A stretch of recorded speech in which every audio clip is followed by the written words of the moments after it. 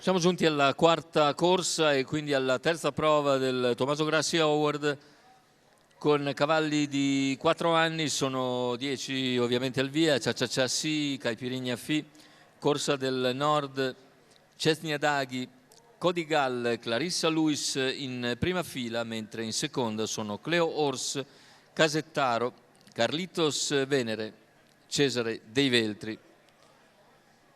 In chiusura, simpatie per Cesnia Daghi, numero 4 Tommaso Di Lorenzo in sediolo.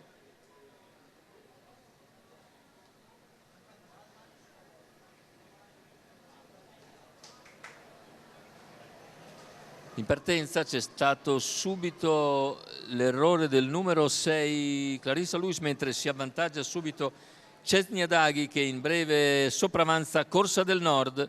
Numero 6 Clarissa le due più Luis, svelte al via squalificato. conquistano quindi le prime due posizioni, con Cesnia Daghi che guida ora dopo 200 metri in 15,6, non ha dovuto neanche strappare più di tanto per superare Corsa del Nord, che rimane in seconda posizione davanti a Caipirinha Fi e al numero 1 Cia Cia Cia Si. Poi percorsi esterne, vediamo la mossa di Carlitos Venere. Carlitos Venere dopo 400 metri in 31 cerca di portarsi sui primi, ma per il momento si arena al sediolo di Corsa del Nord.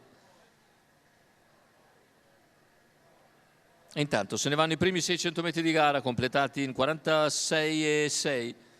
Cavalli davanti alle tribune, sempre condotti da Cesnia Daghi. In seconda posizione Corsa del Nord. Per corsie esterne vediamo invece Carlitos Venere, che cerca di riproporsi ma non riesce ad avvicinare la battistrada Cesnia Daghi, che continua ad andare via a discreta andatura, completa il chilometro iniziale in 1,17,3. Corsa del Nord incollata alla sua schiena, precede sempre Caipirinha Fi e Cia Cia Cia Si. Non progredisce più di tanto Carlitos Venere quando siamo a 450 dalla conclusione. Cavalli sulla curva finale, sempre condotti da Cesnia Daghi. Corsa del Nord e ancora però generosamente Carlitos Venere che cerca di tornare. Siamo al completamento della piegata, ingresso in retta d'arrivo, Cesnia Daghi in vantaggio, Corsa del Nord in seconda posizione, sposta Corsa del Nord nel finale, Cesnia Daghi sbotta di galoppo ed è così Corsa del Nord che viene a vincere nei confronti di Caipirinha Fi e di Cleo Ors.